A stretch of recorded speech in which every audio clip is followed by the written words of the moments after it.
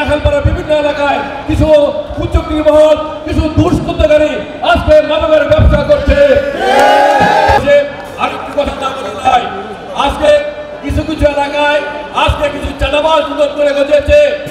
এই চাঁদাবাজদের প্রতিহত করতে হবে, তারা যে হোক না কেন তাদেরকে প্রতিহত করতে হবে।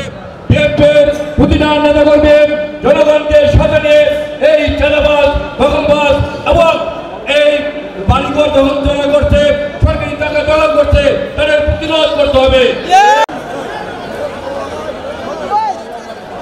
বিএনপির প্রতিটা তারেক রহমান নির্দেশ দিয়েছেন বাংলাদেশের প্রতিটি মানুষ